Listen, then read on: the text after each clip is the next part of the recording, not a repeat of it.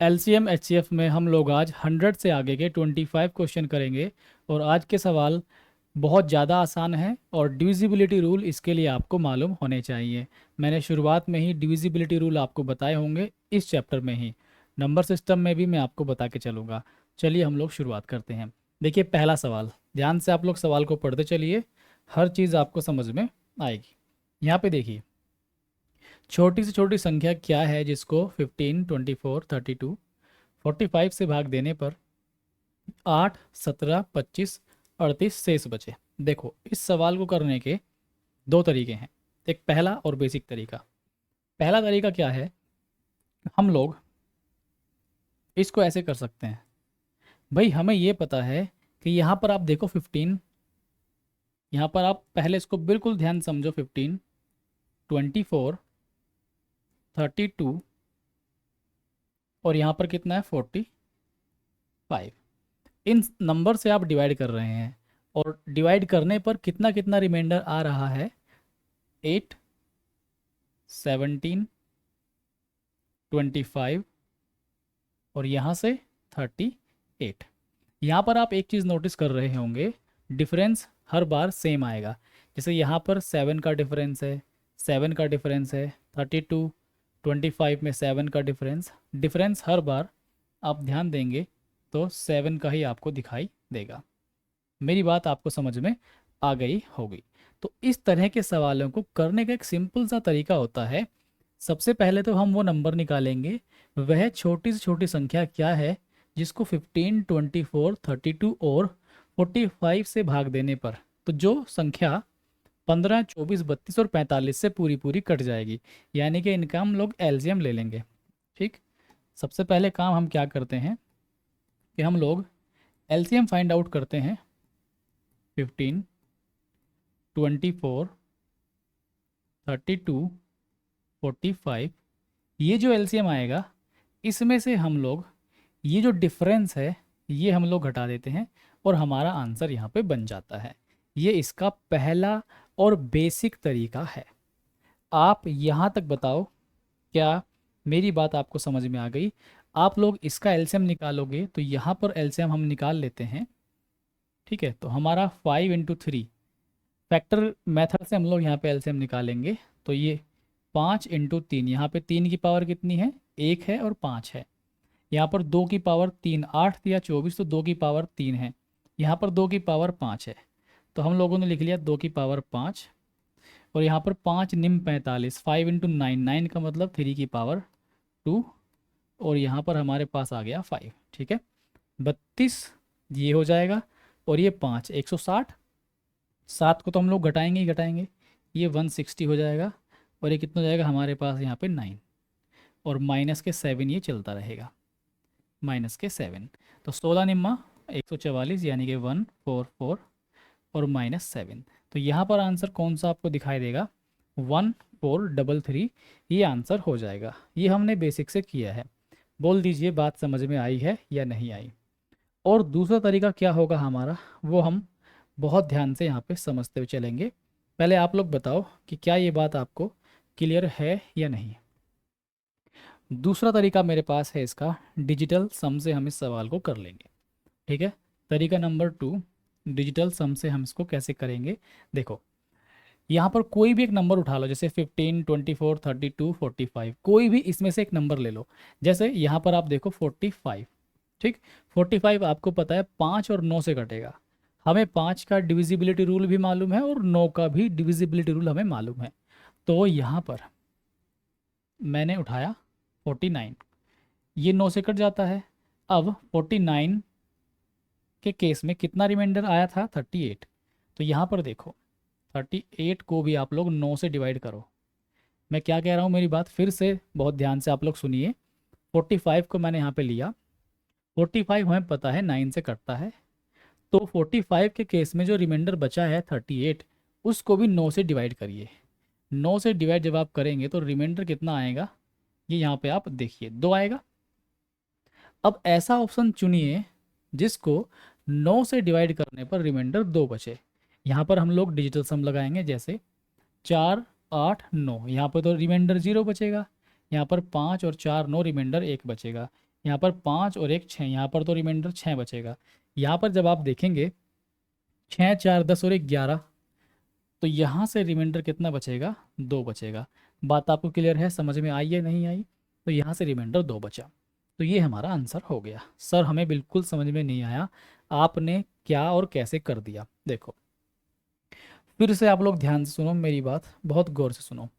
मैं आपसे ये कह रहा हूँ कि जैसे 45 है, 45 हम पता है 5 से भी कटता है, ठीक। 45 के केस में 38 रिमाइंडर बचा, इसको 5 से डिवाइड करो, कितना यहाँ पे बचेगा, 3। इस बार यहाँ पे रिमाइंडर कितना बचा, 3। 5 सत्ते 35, 3 रिमाइंडर बचेगा। ऐसा ऑप्शन चुनिए जिसमें रिमाइंडर 3 बचे 5 से भाग देने पर, ठीक। ऐसा ऑप्शन को आप चुनेंगे। तो चुनना स्टार्ट कीजिए, क्या आएगा ज़रा। 5 से डिवाइड करेंगे, देखिए यहाँ पे तो 0 बचेगा, यहाँ पर कितना बचेगा, 0 बचेगा, ठीक। और यहाँ पर कितना बचेगा, 3। बात समझ में आ रही है? यहाँ पर भी 0 बचेगा, क्योंकि यूनिट डिजिट 0 है, यहाँ पर भी इकाई अंक 0, ऑप्शन नंबर डी में भी इकाई अंक 0। एक ही ऑप्शन, ऑप्शन नंबर तीसरा ऐसा है जिसमें इकाई का अंक 3 है।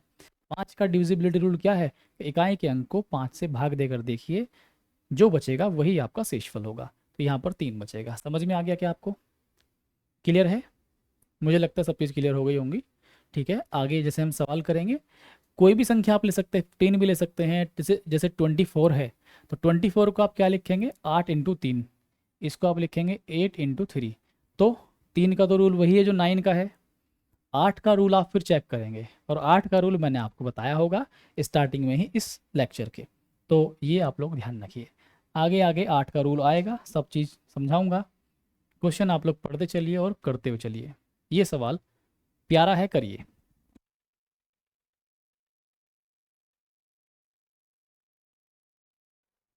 देखो क्या है सवाल, बहुत ध्यान से। मान लो x न्यूनतम संख्या जिसे 5 6 7 और 8 से भाग देने पर प्रत्येक मामले में 3 शेष बचता है। वेरी गुड, ये प्रत्येक मामले में 3 शेष बचता है, परंतु 9 से भाग देने पर, 9 से भाग देने पर कितना बच रहा है यहाँ पे, विभाजित किए जाने पर कोई शेष नहीं रहता। कोई शेष नहीं रहने का मतलब क्या है, कि पूरा पूरा भाग चला जाता है 9 से। x के अंकों का योग ज्ञात कीजिए, मतलब x के अंकों का योग। अब आप एक बात देखो, बहुत सिंपल सवाल है, बहुत ज़्यादा। जब आपने कोई नंबर है, हाँ x कोई नंबर है, x यहाँ पर कोई नंबर है, इस तरह से आपने डिवाइड किया 5 6 7 8, 5 6 7 8 से आपने डिवाइड किया। हुआ क्या, प्रत्येक मामले में 3 शेष आया। तो इस प्रकार शेष कितना बचा, हर बार शेष बचा 3। लेकिन जब आपने इसी ही x को 9 से डिवाइड किया, तो ये पूरा पूरा कट गया, यानी कि शेषफल क्या बचा, 0 बचा। x के अंकों का योग, तो जो संख्या है x, उसके अंकों का योग क्या होगा, अंकों का योग जो भी होगा वो ऐसा होगा जो 9 से पूरा पूरा कट जाएगा। x एक संख्या है, x के अंकों का योग ऐसा होगा जो 9 से पूरा पूरा कट जाएगा, तभी तो 9 के केस में शेषफल क्या बचेगा, 0 बचेगा। तो यहाँ पर आप लोग समझ गए मैं क्या कहना चाहता हूँ। तो ये सभी x के अंकों का योग है। तो ये क्या, 2 और 1 3, 9 से कटेगा क्या, 2 और 2 4, 9 से कटेगा क्या, नहीं। 4 और 2 6, 9 से कटेगा क्या, नहीं। 8 और 1 9, यस ये 9 से कटेगा। तो इसका मतलब x के जो अंकों का योग है, x के अंकों का योग कितना होगा, 18 होगा। बात समझ में आ गई क्या? ये आपका बिल्कुल सही जवाब होगा, इतना सा ही काम है बस। आगे देखो, ये सवाल पढ़ो, कोशिश करो करने की। ये एक अच्छा सवाल है। देखो क्या सवाल है, 3 अंकों की सबसे बड़ी संख्या ज्ञात करो जिसमें 5 व 8 से डिवाइड करने पर शेषफल क्रमशः 1 व 5 बचे। ठीक, 5 व 8 से डिवाइड करने पर शेषफल क्रमशः 1 व 5 बचे। देखो जरा बहुत ध्यान से सवाल, ये रहे आपके सामने ऑप्शन, 3 अंकों की संख्याएं हैं, 5 से भाग करोगे शेषफल 1, तो यहाँ पर 1 बचेगा, यहाँ पर 1 बचेगा। इन दो में से कोई ऑप्शन हो सकता है, और यहाँ पर भी 1 बचेगा, यहाँ पर भी 1 बचेगा। तो 5 से तो हमें पता नहीं, मैंने सिंपल क्या किया है, सभी संख्याओं के इकाई के अंक को भाग दिया। जैसे 6 को भाग देंगे 5 से तो शेषफल 1 बचेगा, एक को भाग देंगे तो भाग जाएगा ही नहीं, मतलब एक ही शेषफल बचेगा। फिर दूसरा मेरा 8 का रूल है, देखो 8 का। अब 8 से भाग देंगे तो हमारे पास 5 बचना चाहिए। वैसे तो सारी संख्या सिंपल है, ये कोई दिक्कत नहीं है, आंसर बन जाएगा। मैं जैसे ही ऑप्शन नंबर बी है हमारे पास 991, या तो डायरेक्ट आप 8 से भाग दे के देख लो, छोटी संख्या है, फर्क नहीं पड़ेगा, जल्दी आंसर आ जाएगा। जैसे तीसरा अंक ये विषम है, तो आप लास्ट के जो 2 डिजिट हैं उसमें 4 ऐड करो, जैसे 95, ये कितना हो गया 95। अब आप लोग क्या करिए, भाग दीजिए 8 से इसे।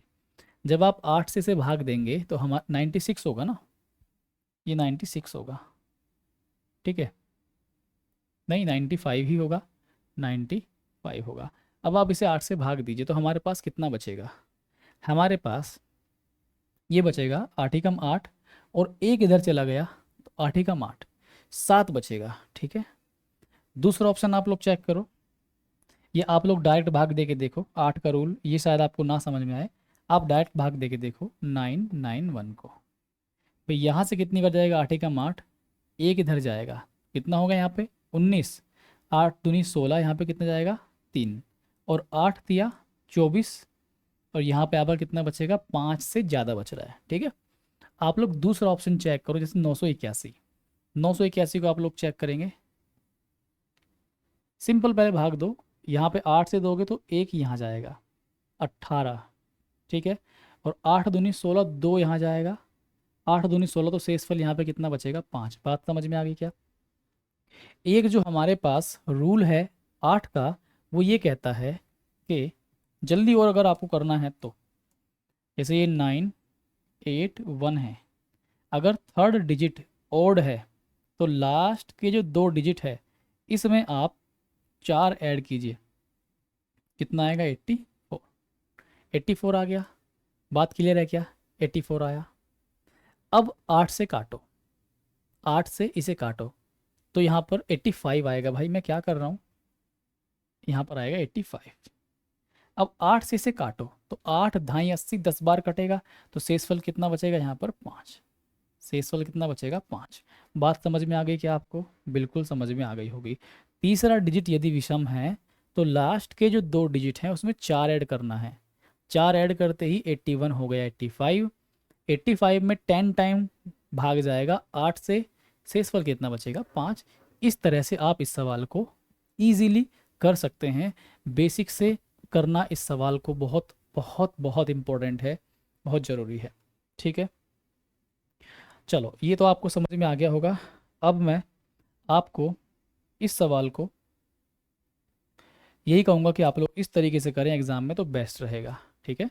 सबसे प्यारा तरीका यही है एग्ज़ाम में करने का। हम लोग इस सवाल को लेकर चलते हैं आगे, या फिर इसका बेसिक तरीका अगर आप सीखना चाहते हैं तो वो मैं आपको करा देता हूँ अभी के अभी, ठीक है। यहाँ से मैं ये हटा रहा हूँ, ठीक, इसका बेसिक आप लोग सीख लीजिए। देखो अब यहाँ पे हमें क्या दिया हुआ है, 3 अंकों की एक संख्या है, मान लीजिए 3 अंकों की संख्या है हमारे पास n, सबसे बड़ी संख्या ज्ञात कीजिए, ठीक है। हमने 3 अंकों की संख्या मान ली n, जिसमें यदि 5 से डिवाइड करें तो इसमें हम 5 से भाग दे रहे हैं, इसमें 5 से भाग दे रहे हैं, और शेषफल हमारे पास कितना दिया हुआ है 1।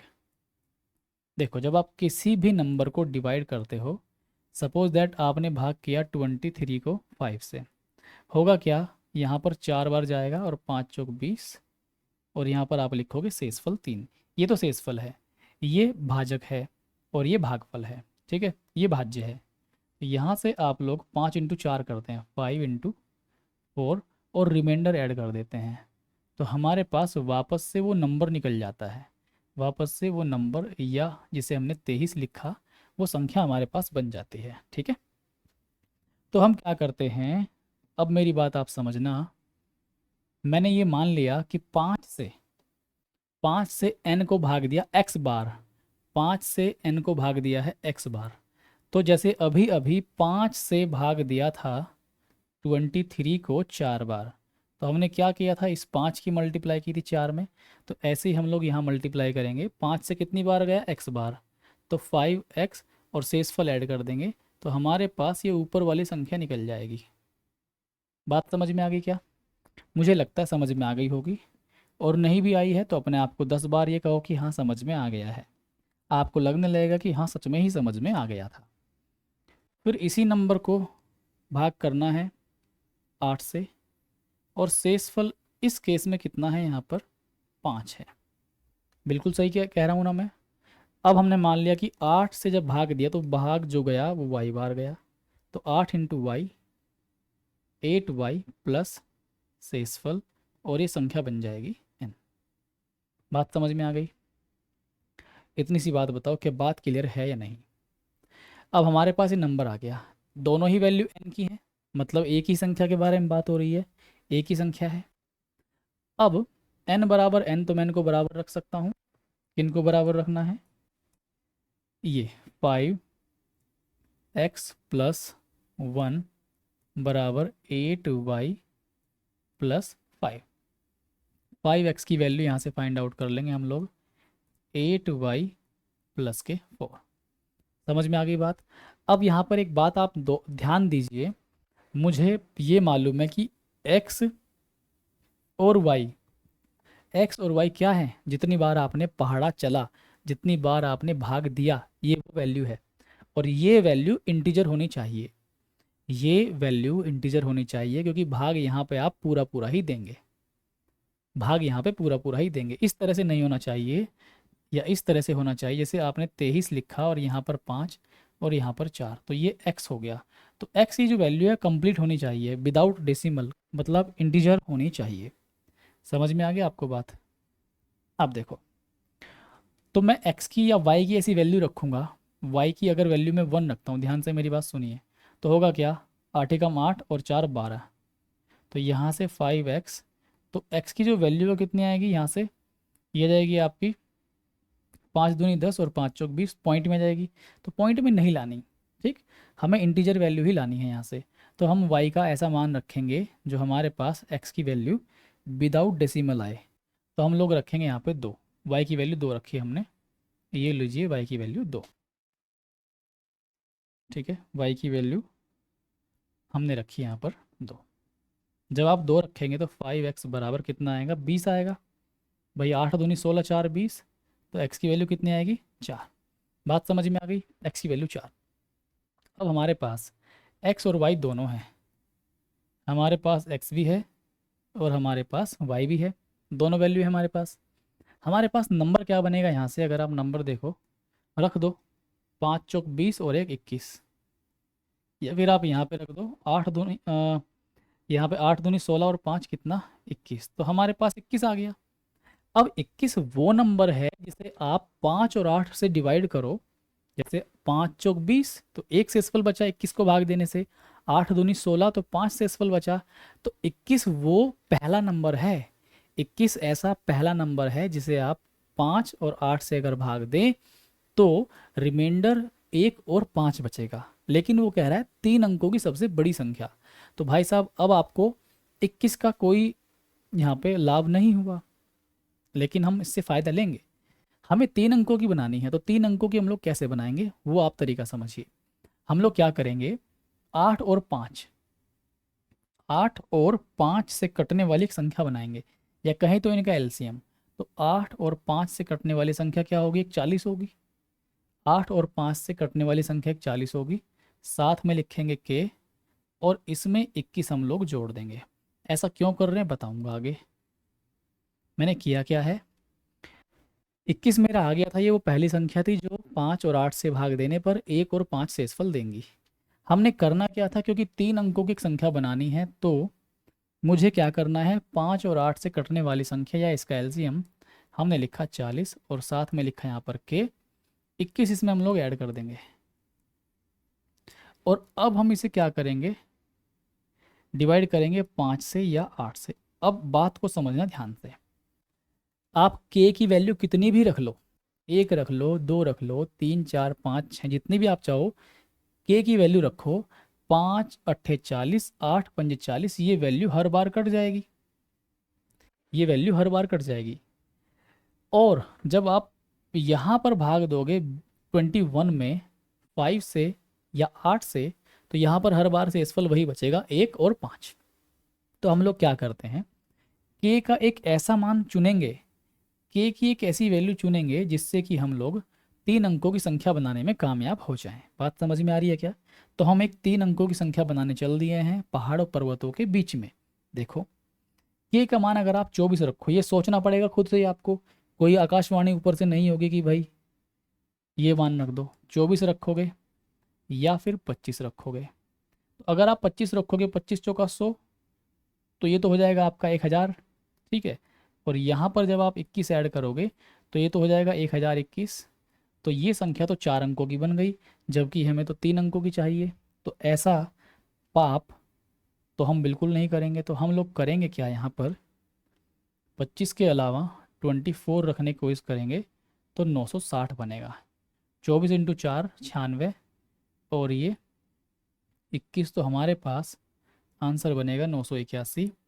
ये मेरा तरीका था समझाने का इस सवाल को। ठीक है। आप लोग अब पढ़ना ध्यान से करना, बेसिक तरीका जो पेपर में करना है वो मैंने आपको समझा दिया। इस सवाल को पढ़ो। 13 का सबसे छोटा गुणज जिसमें 8 व 5 का भाग देने पर शेषफल 4 व 3 बचे। देखो, आप लोग भाग देना स्टार्ट कर दोगे 5 से तो शेषफल देखोगे 3, सब जगह 3 ही बचेगा। देखो, यहाँ पर 3 बचेगा, 3 बचेगा, 3 बचेगा, 3 बचेगा, सब जगह 3 ही बचेगा। क्या फ़ायदा हुआ? कुछ भी फ़ायदा नहीं हुआ। 8 से डिवाइड करोगे तो शेषफल 4 बचेगा ज़्यादातर जगह। ठीक है। और सबसे इम्पोर्टेंट बात क्या है यहाँ पे, कि ये 13 का सबसे बड़ा गुणज, यानी कि आंसर वो होगा जो 13 से कटेगा। अब सबसे पहले तो आप यही देख लो कि कौन सा संख्या 13 से कटती है। सबसे सिंपल तरीका, तो आप लोग देखो, 13 चौका 52 और 4 5 बचेंगे, 58 नहीं कटेगा। ये ऑप्शन कभी आंसर नहीं होगा। 13 तिया 39, 8 बचेंगे 88 नहीं कटेगा। 13 चौका 52 और 4 बचेंगे 43 नहीं कटेगा। 13 तिया 39 और बचेंगे 7, तो 13 छिक्का 78। यही आपका आंसर है, क्योंकि वो खुद ही कह रहा है find the smallest number which is, ये इंग्लिश में गलत है, which is divided by 8 and 5 and leaves remainder 4 and 3, but it is exactly divided by या डिविजिबल बाई 13। समझ गए आप लोग? 13 से कटना चाहिए, तो ये आपका आंसर हो जाएगा। 4 6 8 में आप लोग डिवाइड करके देखेंगे। 4 6 8 में बाई 5 का डिवाइड करोगे तो रिमाइंडर 3 ही बचेगा, नो डाउट। ठीक है। और अगर आप लोग 8 से डिवाइड करोगे, 8 से भी डिवाइड करके देख लो आप लोग, तो यहाँ पे लास्ट के 2 डिजिट को डिवाइड करो। आप लोग ऐसे कर लो डायरेक्ट ही, क्योंकि ये विषम संख्या नहीं है, सम संख्या है।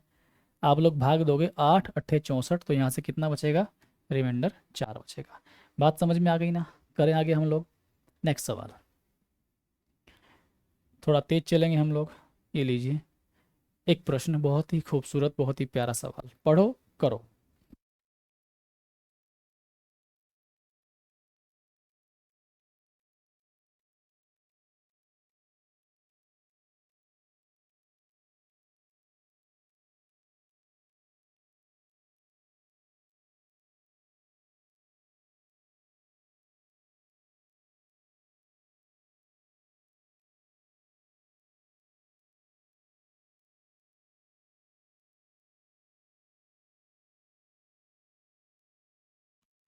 देखिए हम लोग कैसे करेंगे, ध्यान से बात समझिए। ये तो बहुत ही बेहतरीन सवाल है। देखो, हमारे पास एक नंबर है 15 की पावर 10। 15 की पावर 10, इसको हम लोग यहाँ पर लिखेंगे, ज़्यादा अच्छा रहेगा। 15 की पावर 10।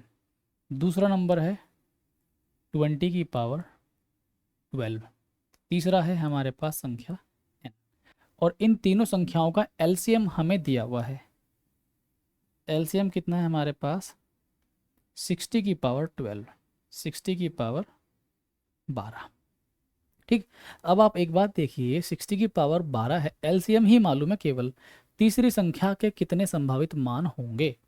मैं आपसे एक सवाल पूछता हूँ। जैसे मान लीजिए हम लोग यहाँ पर 20 और 50 का एलसीएम अगर लें, कितना आएगा? बताओ मुझे आप लोग। अगर मैं 20 और 25 का एलसीएम लूँ, कितना आएगा? अगर मैं कहूँ कि 20 और 100 का एलसीएम लूँ, कितना आएगा? आप कहोगे सर यहाँ पे एलसीएम कितना आएगा, 100 आएगा। यहाँ पर भी आप कहोगे सर 100 आएगा एलसीएम, और यहाँ पर भी आप कहोगे 100 आएगा। हमने एक चीज़ देखी, 20 तो हर बार सेम था, बराबर था। हमने इसको कह दिया n2, इसको हमने क्या कह दिया, n2। बात समझ में आ गई। तो एलसीएम सेम आया हर बार, एक संख्या n2 जो कभी 50 हो गई, कभी 25 हो गई और कभी 100 हो गई। तो इस तरह से ही वो आपसे पूछना चाह रहा है कि n2 के कितने मान होंगे या n के कितने मान होंगे जिससे कि एलसीएम 60 की पावर 12 ही बना रहेगा। देखो थोड़ा सा और समझाता हूँ गहराई से मैं आपको, बात को समझने की भरपूर कोशिश करना आप लोग। यहाँ पर इसके फैक्टर करने स्टार्ट करिए। जैसे आप लोग 5 तिया 15 लिखोगे, 5 तिया 15, पहला सवाल है, ध्यान समझाऊंगा, पावर 10। इसका मीनिंग क्या है कि 5 की पावर भी 10 है और 3 की पावर भी 10 है। बात समझ में आ गई। यहाँ पर 5 चौक 20, मतलब 2 की पावर 2, ये 20 आ गया, और पावर कितनी है, 12। अब ये 12 दूनी 24, तो 2 की पावर 24 और 5 की पावर 12। ठीक है। अब इसके भी फैक्टर कर लो आप लोग एलसीएम के। इसको लिखते हैं हम लोग 12 पंजे 60 या 15 × 4। तो 15 × 4 का मतलब 2 की पावर 2, और ये 3, और ये 5, और पावर यहाँ पे कितनी, 12। ठीक है। तो यहाँ पर आप लोग क्या करिए, 2 और 12, तो 2 की पावर 24 और 3 की पावर 12 और 5 की पावर 12। बात समझ में आ गई। अब एलसीएम कैसे बनता है ये तो आपको पता होना चाहिए। एलसीएम में हम सबसे बड़ी घात लिखते हैं। एलसीएम में हम लोग सबसे बड़ी घात लिखा करते थे, अगर आपको याद है तो। अब मुझे आप एक बात बताओ, यहाँ पर 5 की घात 12 है, 12 है, तो डेफिनेटली जब हमने एलसीएम लिया होगा तो इन तीनों संख्याओं में से हमने बड़ी घात को चुना होगा। मैं क्या कह रहा हूँ, जब हमने ये एलसीएम लिखा होगा तो हमने इन तीनों संख्याओं को देखा होगा बहुत ध्यान से कि इनमें बड़ी पावर कौन कौन सी हैं। तो हमें 5 की पावर 12 यहाँ पे बड़ी पावर दिखाई दी होगी। ठीक है। चलो और चीज़ देखो, हमने 2 की पावर 24 को कहाँ से उठाया होगा, 2 की पावर 24 को हमने यहाँ से उठा लिया होगा, क्योंकि ये अगर हम यहाँ लिख रहे हैं इसका मतलब ये सबसे बड़ी पावर है 2 की। तो 2 की पावर 24 को हमने यहाँ से उठा लिया, यहाँ से, और 5 की पावर 12 को हमने यहाँ से उठा लिया। 3 की पावर 12 को कहाँ से उठाया होगा, सोचो। 3 की पावर 12 पहले नंबर में है क्या, नहीं है। 3 की पावर 12 दूसरे नंबर में है क्या, नहीं है। 3 की पावर 12 डेफिनेटली इस तीसरे नंबर में छुपा हुआ बैठा है। बात को समझो बहुत प्यार के साथ में। इसका मतलब 3 की पावर 12 इस तीसरे नंबर में आएगा। क्या सर 3 की पावर 12 ही आएगा, और नंबर नहीं आ सकते? बिल्कुल आ सकते हैं। एक बात आप मुझे बताओ, 3 की पावर 12 तो हो गया फिक्स, 3 की पावर 12 बिल्कुल फिक्स हो गया, कोई दिक्कत नहीं है। अब 2 की पावर, अब देखो ये क्या है, 2 3 5, तो मैं यहाँ पे अगर 2 के फैक्टर लिखना चाहूँ, 2 की पावर कितनी लिखूँ, क्या मैं 0 लिख दूँ? अगर मैं 5 की भी यहाँ पे पावर लिखनी चाहूँ तो क्या 5 की पावर 0 लिख दूँ? कहोगे सर क्या बात कर रहे हो आप। चलो मैंने लिख दिया एक बार, मैंने एक बार लिख दिया। एलसीएम ले लो आप। देखो अगर मैं कहूँ 2 की पावर में छांटो, सबसे पहले क्या छांटोगे, 2 की पावर में जब आप लिखोगे तो 2 की पावर यहाँ पर 24, यहाँ पर 2 की पावर है नहीं तो 2 की पावर आप 0 लिख लो, कोई फ़र्क नहीं पड़ेगा उससे। तो यहाँ पर 2 की पावर आप 0 लिख लो, कोई दिक्कत नहीं है, फ़र्क नहीं पड़ने वाला उससे। ठीक है। तो यहाँ पे आप 2 की पावर देखोगे, यहाँ 0 है, यहाँ भी 0 है, यहाँ पे 24 है, तो 2 की पावर 24 लिख लोगे आप, कोई प्रॉब्लम नहीं है। 5 की पावर जब आप चुनोगे तो 5 की पावर आप यहाँ पे देखोगे, 5 की पावर 10 है, यहाँ 5 की पावर 12 है, और यहाँ 5 की पावर 0, तो कौन सी पावर उठाओगे, 5 की पावर 12 उठाओगे आप।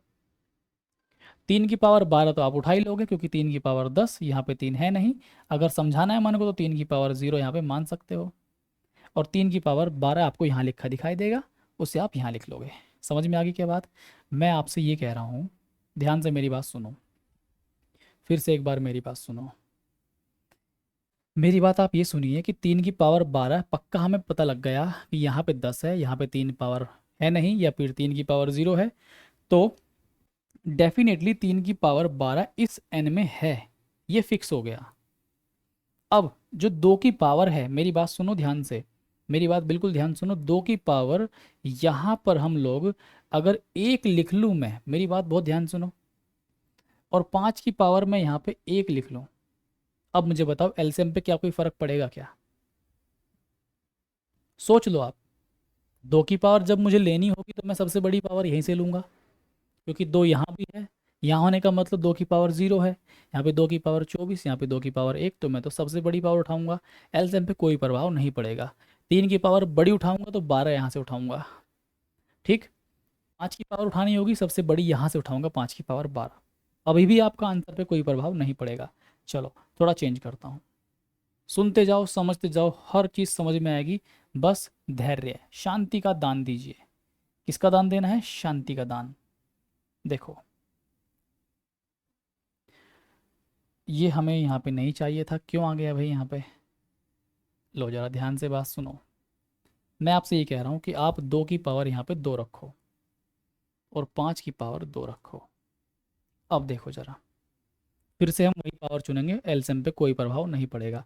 तो मैं आपसे ये कह रहा हूँ मेरे भाई कि आप ना सीधा सीधा ऐसे लिख दो कि सर यहाँ पे आप 2 की पावर 0 से लेकर 2 की पावर 0 से लेकर 24 तक अगर कुछ भी लिखोगे तो एलसीएम हमेशा यही बना रहेगा। 5 की पावर अगर 0 से लेकर आप 12 तक यहाँ पर कुछ भी लिखोगे तो आंसर पर कोई प्रभाव नहीं पड़ेगा, हमेशा यही बना रहेगा। तो हमारे पास n के कितने संभावित मान हो गए वो मैं आपको बताता हूँ।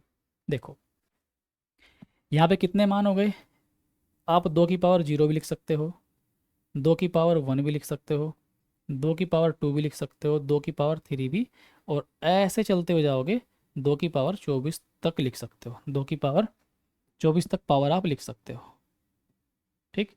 तो 1 से लेके 24 तक तो यही हो गई, और एक जीरो वाली तो 25, तो टोटल 25 वैल्यूज़ तो यहाँ से बनी 2 से, 25 वैल्यूज़ तो बनी 2 से, और यहाँ से कितनी बनी 12, तो 1 से लेकर 12 तक, और ये जीरो वाली 13, तो ये हमारे पास बन गई 13। बात समझ में आ गई?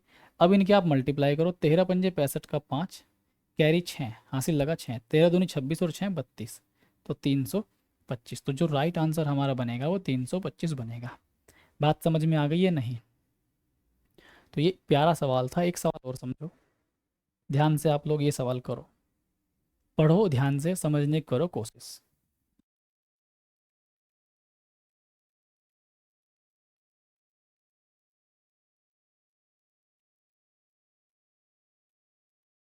चलो जरा भाई इस सवाल को आप लोग समझो, फिर से मैं एक बार कोशिश करता हूँ समझाने की। जैसे ये सवाल है 12 की पावर 24, तो ये 12 की पावर 24, तो मैं इसे लिख रहा हूँ 2 की पावर 2 इंटू 3, तो 2 की पावर 48, और 3 की पावर 24, 16 की पावर 18, तो ऑलरेडी 2 की पावर 4 है 16, तो 4 इंटू 18 72, तो 2 की पावर 72, ये काम आपसे आता होगा। n का मान हमें नहीं मालूम, फाइंड आउट करना है। पिछले प्रश्न की तरह ही एलसीएम गिवन है 24 की पावर, ये यहाँ पे इंग्लिश में मिसप्रिंट है, 24 की पावर 24, मुझे एक बार क्वेश्चन चेक करना पड़ेगा कि क्या हमारा बिल्कुल सही है 24 की पावर 24। थोड़ा सा वक्त देंगे आप मुझे, बिल्कुल ये ठीक है। तो 24 मतलब 8 इंटू 3, और 8 का मतलब 2 की पावर 3, आप इसे ऐसे लिख लीजिए, 8 दिया 24 और बाहर पावर 24, तो 2 की पावर कितनी जाएगी 72, और 3 की पावर कितनी जाएगी 24। अब आप वही चीज़ देखो फिर से, 2 की पावर 72 हमने कहाँ से चुना होगा, 2 की पावर 72 हमने कहाँ से चुना होगा, क्योंकि ये बड़ी पावर है तो यहाँ से ले लिया होगा। 48 में 2 की पावर 48 72, यहाँ पर 2 की पावर कितनी भी हो, 2 की पावर 0 हो तो भी चलेगा, तो भी आंसर पे कोई प्रभाव नहीं पड़ेगा, 72 तक कुछ भी हम ले सकते हैं, ठीक। 3 की पावर 24 है, 3 की पावर 24 यहाँ से मिल गई होगी, 3 की पावर 24 तो यहाँ से मिल गई होगी, तो यहाँ पर 3 की पावर 0 हो या 0 से लेकर 24 तक कुछ भी हो, क्या आंसर पे कोई प्रभाव पड़ेगा? बिल्कुल भी नहीं पड़ेगा। इसका मीनिंग ये है कि हमारे पास 73 मान यहाँ से हो गए और 25 वैल्यूज़ हमारे पास यहाँ से मिलेंगी। जब आप मल्टीप्लाई करोगे तो 1825 आपका आंसर बनेगा। 1825 आपका आंसर बन जाएगा। बात समझ में आई या नहीं? यस और नो? एक एग्जाम्पल मैं आपके सामने लेता हूँ, बहुत छोटा सा, बहुत हल्का सा, बहुत प्यारा सा। जैसे n1 हमारे पास है 1728, 1728, और वो आपसे कहता है कि n2 के संभावित मान बताओ। n2 के संभावित मान यहाँ पे बताओ। यदि LCM हमारे पास है 5184, तो हमें n2 के संभावित मान बताने हैं। बिल्कुल हम बताएंगे, और क्यों नहीं बताएंगे, बिल्कुल बताएंगे। देखो, n2 के संभावित मान हमें बोलने हैं। हमें LCM मालूम है, LCM है हमारा 5184। अब एक बात देखो, इसको हम लिख सकते हैं 12 की पावर 3, और 12 की पावर 3 लिखने का मतलब है कि 2 की पावर 6 और 3 की पावर 3। ये बात आपको समझ में आ गई होगी। सिमिलरली हम क्या करेंगे, इसका मीनिंग क्या है, 728 इंटू 3। 1728 का 3 गुना ही तो है ना 5184। तो हम लोग इसे ऐसे लिख लेंगे, ये कितना आया था 2 की पावर 6 इंटू 3, और ये वाला एक 3। तो क्या मैं इसे ऐसे लिख सकता हूँ 2 की पावर 6 इंटू 3 की पावर 2? बताओ, कोई प्रॉब्लम तो नहीं आई होगी यहाँ तक? यस और नो? चलो, थकान भी होती है क्लास लेते लेते, तो थोड़ा सा मुझे रेस्ट भी चाहिए बीच बीच में, इसलिए मैं साइलेंट हो जाता हूँ। तो यहाँ पे देखो, हमने ये लिख लिया। अब मैं आपसे एक बात कहता हूँ कि मैं n का पहला मान लिखना स्टार्ट करता हूँ अपनी ओर से ही, आपको दिखाने के लिए, समझाने के लिए। लो, मैं पहला मान यहाँ पे लिख रहा हूँ n का, n2 का। जैसे 2 की पावर 0, ठीक, और यहाँ से हमारे पास कुछ हमने गड़बड़ किया है क्या? हमने कुछ गड़बड़ किया है यहाँ पे, इसमें हमने गड़बड़ कर दी है छोटी सी। यहाँ पे ये तो ठीक था, यहाँ पे 3 की पावर 3 बनेगा यहाँ से। जस्ट अ सेकेंड, ये हमारे पास बनेगा 3 की पावर 3, क्योंकि 2 की पावर 6 इंटू 3 की पावर 3। तो ये 3 की पावर यहाँ से कितना बनेगा, 4। ये ठीक। तो डेफिनेटली 3 की पावर 4 कहाँ से आया होगा? हमने n1 और n2 को देखा होगा, n1 और n2 को देखा होगा। 3 की पावर 4, यहाँ पे 3 की पावर 3 है, इसका मतलब यहाँ से 3 की पावर 4 मिली होगी पक्का। 2 की पावर 6 कहाँ से आई होगी? 2 की पावर 6 तो यहीं से मिल गई होगी, मिल गई। अब क्या फ़र्क पड़ता है हमें कि दूसरे नंबर में 2 की पावर 0 हो, तो इन दोनों में तब भी 6 बड़ी है, ठीक है। क्या फ़र्क पड़ता है हमें, यहाँ पर 2 की पावर 1 लिख लो, लेकिन 3 की पावर 4 अब फिक्स हो जाएगा, तब भी आपका आंसर यही बनेगा, ठीक है। 2 की पावर आप लोग 2 लिख लो, 3 की पावर लेकिन आप 4 ही लिखेंगे। बात समझना ध्यान से, यहाँ पे देखो आप लोग, 2 की पावर आप कितनी लिख लो, 3, लेकिन 3 की पावर आप 4 ही लिखोगे। 2 की पावर आप लिख लो 4, 3 की पावर आप 4 ही लिखोगे। 2 की पावर आप लिख लो कितनी, 5, 3 की पावर तो आप 4 ही लिखोगे। 2 की पावर आप लिख लीजिए 6, और 3 की पावर तो आप 4 ही लिखोगे। बात समझ में आ गई क्या? कितने मान पॉसिबल हुए, 1 2 3 4 5 6 7। तो n2 के 7 मान पॉसिबल हो गए। ये मैंने आपको 7 के 7 मान लिख के बता दिए। शॉर्ट में कैसे कर रहे थे हम लोग इसे, शॉर्ट में हम लोग इसे कैसे कर रहे थे, ये तरीका आपके मैंने सामने लिख दिया यहाँ पे, ठीक है। तरीका मैंने आपके सामने लिख दिया यहाँ पे। मैं फिर से आपको एक बार समझा देता हूँ कि हम लोग शॉर्ट में इसे कैसे लिख रहे थे। हम लोगों को तो पता था कि सर n1 की वैल्यू जो है आपने अभी अभी लिखी थी 2 की पावर 6 और 3 की पावर 3। n2 की वैल्यू तो हम लोग लिखेंगे, लेकिन हमें एलसीएम बताइए क्या है था। तो हमने लिखा था 2 की पावर 6 और 3 की पावर 4। तो हमने तो क्या लिखा था, 3 की पावर 4 तो फिक्स हो गई थी, और 2 की पावर 0 से 6 तक कुछ भी हो सकती थी। तो 0 से 6 का मतलब क्या है, 7 आपका आंसर हो जाएगा, ठीक है। 0 से 6 में कितनी वैल्यू आएंगे, 7, तो ये 7 आपका आंसर बन जाएगा। समझ में आ गया आपको? यस और नो आप मुझे बता देना, क्लियर है या नहीं बात। हमने सवालों को कहाँ तक पढ़ लिया है? बहुत ही प्यारे प्यारे सवाल हमने करने की कोशिश की है। ठीक है, तो आज हमने क्वेश्चन ज़्यादा तो नहीं किए इस क्लास में, ठीक है, क्योंकि अब मैं जिस समय वीडियो शूट कर रहा हूँ उस समय रात के 2 बजे हुए हैं और मुझे सुबह जाना है ड्यूटी भी। तो मैं इस क्लास को यहीं पे विराम दूंगा, आज मैं इतने ही रखता हूँ। और हम लोग कल पढ़ेंगे यहाँ से प्रश्न संख्या 8 से, है ना। हम लोगों ने कहाँ से क्वेश्चन किए हैं? 6 तक। और 6 के बाद सीधा 8 कैसे आ गया? 7वां सवाल लगता है नाराज होके कहीं चला गया है। तो आप लोग क्या करना, ये 6 तक तो सवाल आप लोग कर ही लेना, ठीक है। 1 2 3 4 5 और ये 6 तक आप लोग सवाल करो। इसके बाद भी आप लोग डिविजिबिलिटी वाले क्वेश्चन इजीली कर सकते हैं। कल हम इन सारे क्वेश्चन को आराम से पढ़ लेंगे, कल हम इसे कंप्लीट कर देंगे। आज के लिए इतना ही, प्रैक्टिस कीजिए क्वेश्चन की, बहुत अच्छे से मैंने समझाया ये क्वेश्चन। आज के लिए इतना ही, बाय, टेक केयर।